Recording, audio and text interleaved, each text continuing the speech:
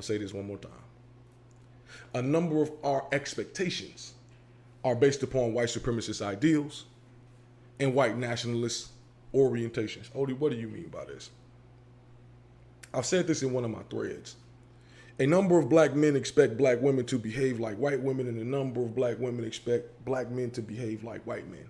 Odie, what do you mean by this? Irrespective of our individual, when I say individual black women and black men, irrespective of our individual issues, our individual experiences within the larger society as black people, black women as it relates to their historical servitude beyond themselves, and black men as it relates to their economic lockouts despite their own efforts, we still expect each other to overcome these things with no recompense, with absolutely no recall, with absolutely no concern about how it is that this weighs on us psychologically and emotionally. We have drunk the Kool-Aid of a post-racial society, ladies and gentlemen, and that is detrimental overall. It is wildly detrimental, right? The expectation of a wholly submissive, without question woman, and the expectation of a wholly providing man without complaint are unrealistic expectations. Why? Because once again, we are getting back into the point of objectification. You are looking at your partner as an object of transaction rather than an individual who is having a human experience. I don't know about you guys, but I listen intently to the things that people say, and I'm pretty perceptive, and I can process things fairly well, right, in real time. I think I got a quick processing motor in my brain. I say all of that to say, when I listen to people, when I listen to certain people, I don't know if this is just me, and I think that I kind of been on this my whole life. Like, I have a phrase.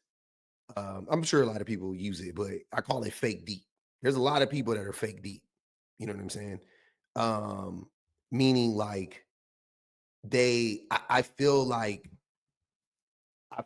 they may not be as extreme in their thoughts as like in this case, like red pill men, like overtly, misogynistic men or whatever the case may be. Or they may not be as racist as, like Steve Miller or Trump supporters, or, you know what I mean? Or something like that. I'm just making like comparisons, right?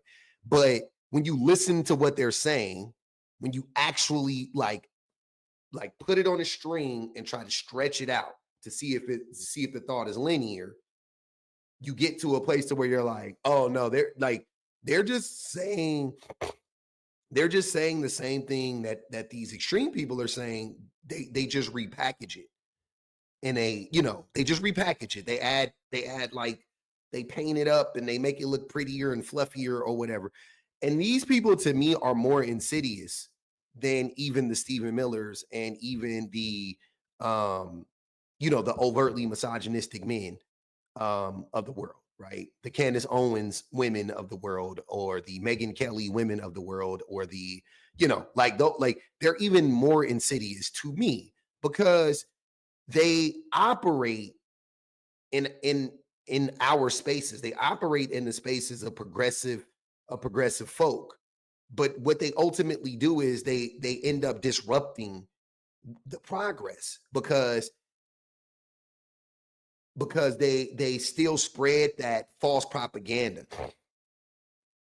They still spread that. They still spread the lies, and they still push the untruths of the status quo, right? And I don't know this brother personally or anything like that. I have never engaged with him.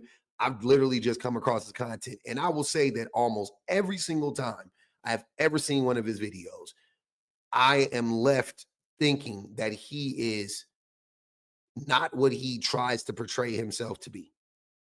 I'm just gonna put that out there. If you like him, you like him. I'm not saying everything he says is bad. I'm sure I could tell he's probably made some decent points, but every time I come across his content, I'm like, what the fuck are you talking about?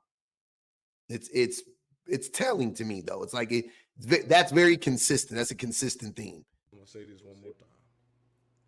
A number of our expectations are based upon white supremacist ideals and white nationalist orientations. Odie, what do you mean by this? Right off the bat, this is what I'm saying. Listen, we're going to go over step by step. I agree with that. I agree with that. Because he's just talking in general, right? I agree with that. I'm like, yep. So to somebody who has like a level of understanding, or even people who have like a good amount of understanding, when you hear that, your ears prick up because you instantly go, okay. So he's like getting to the root of the thing, right? Because on here, on these apps, a lot of times when we listen to people, they never talk about the root cause of anything. They're always talking about a symptom of something, right? They're talking about a reaction to something or whatever the case may be. They're very rarely talking about the root cause of it. He's close to the root. He's right there. He's dancing on the motherfucker, right? Cool. So I like it so far. I've said this in one of my threads. A number of black men expect black women to behave like white women, and a number of black women expect black men to behave like white men. Okay. Now, he's not generalizing. He's saying a number. A number doesn't mean most or all or anything like that, right? A number is some. That's the way that I'm interpreting this. So he's saying some black men act like A and some black men act like B. I mean, some black women act like B. And so again, you're like, oh, yeah, that's rational. There are some black women who have, expectations of black men that's rooted in white supremacy. And there's some black men who have expectations of black women rooted in white supremacy. No doubt about it, right? So again, I'm with you. I'm with you. So far, I'm with you. Odie, what do you mean by this?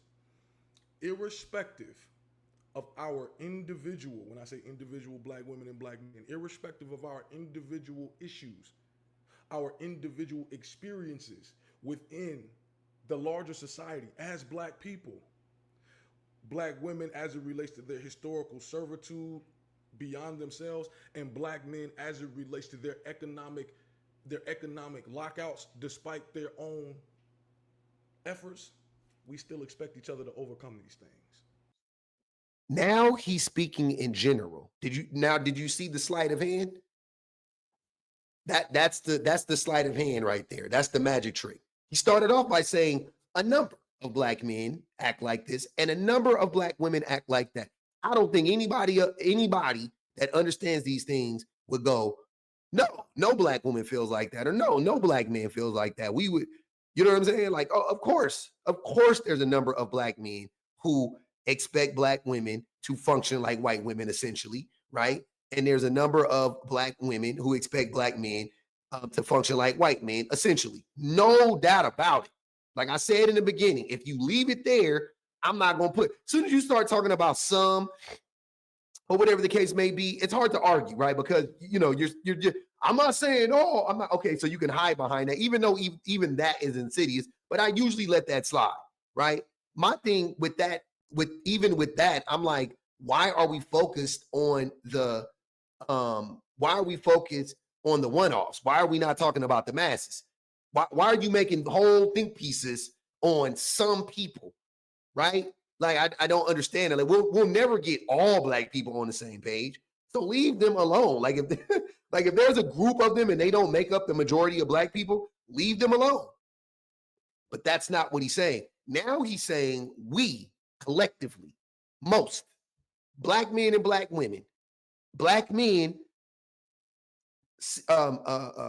want or hold black women to the same standards that they would hold a white woman to in this society, a white supremacist society, right? Can't do that. Can't do that. Oh, and vice versa. Black women hold black men to the same standard. Here's where your whole story falls apart. I agree with half of that. Black men are the white men of the black community. Black men do compare black women to white tea women. Absolutely, without a doubt.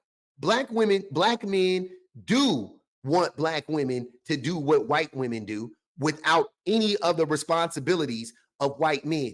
Hear me out. What do you say? Odie, what do you mean by that? Public, what do you mean by that?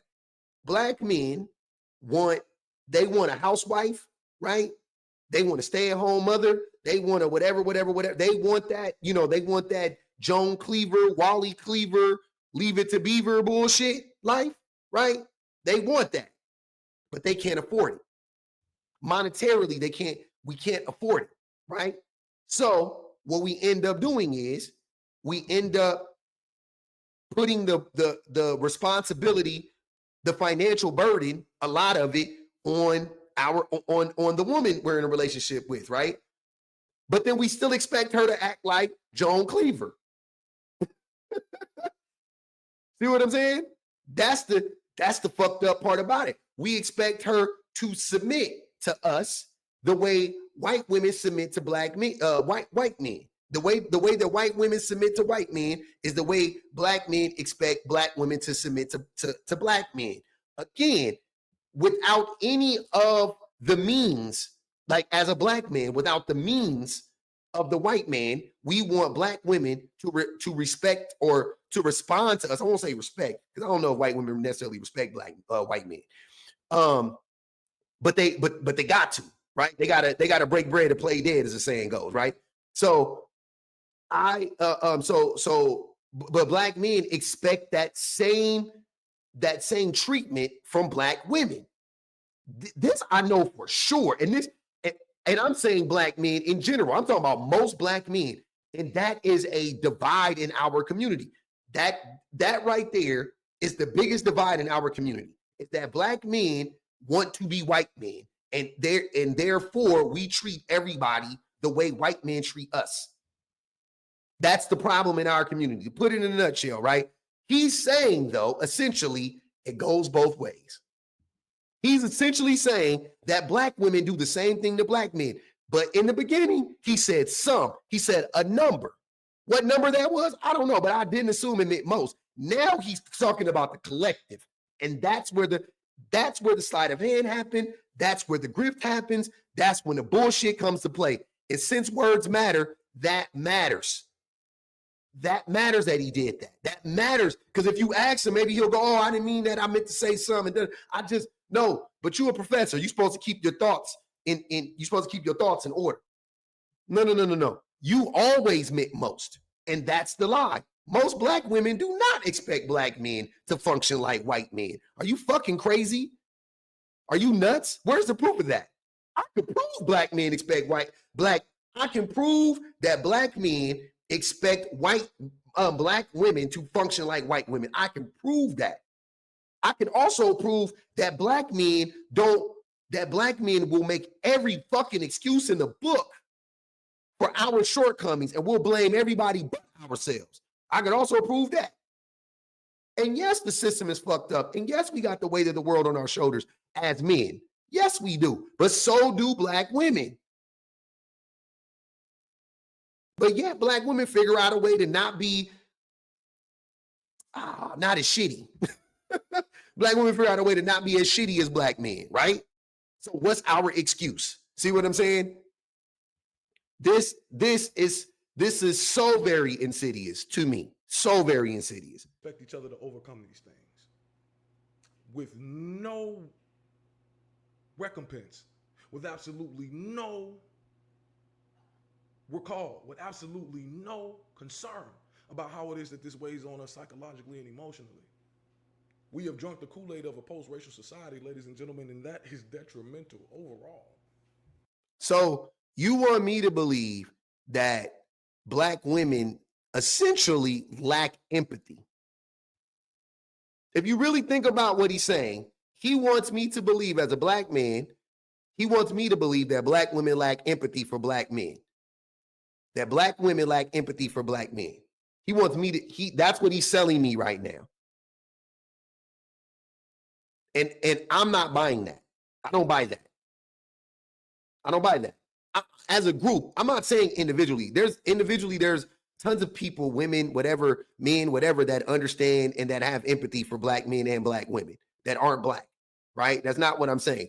But as a group, the only group of people that have empathy for black men are black women. Not even black men have empathy for black men. They have more empathy for black men than they do any other group of people. But not even black men overall have empathy for black men. They don't. They take pity on themselves. Absolutely. But that's not empathy. Most black men don't have most men don't exercise empathy, right? So again, he wants me to believe that black women don't have empathy for black men. I call horse shit on that all fucking day long. All day long. Emotionally. We have drunk the Kool-Aid of a post-racial society, ladies and gentlemen, and that is detrimental overall. It is wildly detrimental, right? The expectation of a wholly submissive, without question woman, and the expectation of a wholly providing man without complaint are unrealistic expectations. Why? Why? Again, think about what you're saying. So you're telling me that most black women want a man, and I hate using the word want, right? I'm going to give you my definition of want, and I'm not necessarily changing the definition because words are descriptive and not prescriptive. When I say want in these instances, what I'm saying is that if you're going to sell me on this is what black women want, then that needs to show up in our relationships. Meaning that black women cannot be the largest demographic of women to be the sole providers and or bread earners in their family. Black women cannot be that. If black women want, meaning they will not be with a man who doesn't provide, right? If that's what black women want, black women cannot simultaneously also be more likely than any other group of women to be the sole providers or breadwinners. That doesn't make sense. Black women overwhelmingly, 70% of married women work. That's black, white, or otherwise. But more black women work than 70% in relationships. More black women are employed. More black women work. More black women are the sole providers. More black women are, you know what I'm saying? So you can't, scientifically, there's no data to support what you're saying on that front.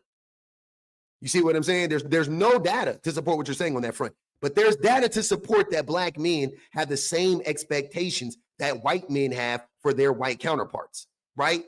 And that is in how and why the divorces and breakups happen. That's the proof.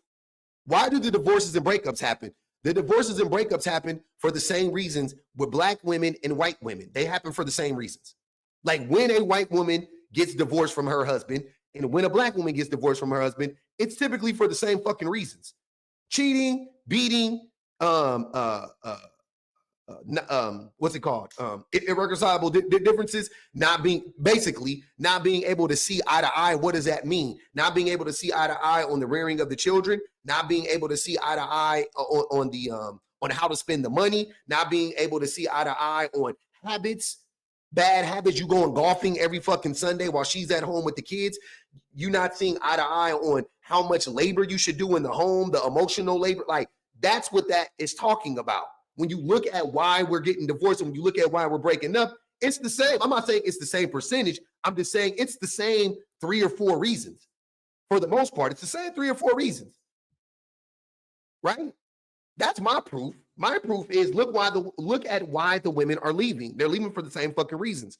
So that proves that black women are that black men treat black women the same way white men treat white women. That's my proof. That's my proof. You have no proof to substantiate the claim that black women are unfairly expecting black men to be sole providers. Like what? They wouldn't date. Black women wouldn't date. Because what percentage of black men can actually provide? Only 6% of black people make 6 figures. And you ain't providing on $50,000 a year. Maybe when you're 25, maybe when you're 22, not when you're fucking 30. $55,000 a year don't provide for a family. $75,000 a year don't provide for a family. And mind you, I'm not talking about living in squalor. I'm not talking about living paycheck to paycheck. When I say provision, this is what I'm saying. Hear me out.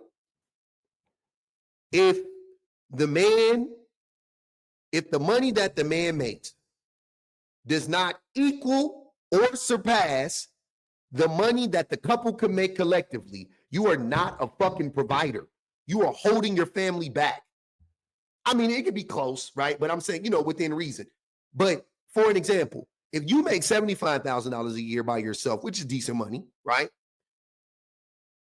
And you're providing for a family. But if you and your wife work together, even after you subtract child daycare fees and all and you guys will make $125,000 a year. You are holding your family back. You're not a provider. You're not a provider. Sorry. If you have enough money to buy a house, you know, buy a car, whatever, all that stuff, right? Live in a decent neighborhood, but you don't have enough money to set aside for you and your wife to retire comfortably. You don't have enough money to give your wife her own money, separate from your money. And not an allowance. That's something different. I'm talking about money for her to save, not money for her to spend. Money for her to save just in case you fuck up, right? If you don't have enough money to offset that, you're not a provider. You are holding that woman back. You are putting that woman in a bad position. Y'all throw the word provider around so easily. You think a provider means I can pay all the bills. Bullshit. That's not my interpretation of a provider. And since the word is up to interpretation, I get to set the parameters on the way in which I use the word. Y'all can use the word as loosely as y'all want to. Y'all as loose as a goose with the word provider. A nigga got a job, he a provider. A nigga got a job, he a provider. No. If you can't do the things I described, you're not a provider. You playing in that woman's face. You're playing in that woman's face. Now, that woman could decide, right? She could say, well, there's more to life than money, honey. And if she decides to do that, then fine. I ain't gonna tell her otherwise. That's her decision to make. If she trusts you and on, fine. I'm not the one, I'm not here giving advice to them, but I'm telling you the way that I look at it, the way that I interpret it. So to end it, there's nothing that Odie just said that we can substantiate with any scientific data that Black women expect Black men to be providers. None whatsoever. Black women have always worked in this country. It was illegal for Black women to not work. So Black women have always been working. They've never, ever been afforded a soft life, ever, since we touched grounds on this God-forsaken land. Never, ever, ever have they experienced a day off as a collective. Never. It's never happened. So when you say stuff like this is ahistorical and anti-Black women specifically, but this is ahistorical and anti-Black, and it is a lie. It is one of the biggest lies, and it is literally, what is the difference between what he says and what red pillars say about women, especially Black women? Y'all just want a provider. Y'all just want to. It's the same shit. He just tried to make it sound academic because he put some glasses on. Like I said in the beginning, there's a lot of fake deep motherfuckers out here. A lot of fake deep motherfuckers out here. And maybe it's just me. Y'all can come after me. I don't give a fuck. I don't care. Because one thing I'm not is fake. I don't give a fuck. I don't care. I'm the same. I'm gonna call it like I see it. I don't care. It's all good. This ain't the shit on this man. I don't know this man. I'm not jealous. None of that shit. I barely consume his content. I promise you.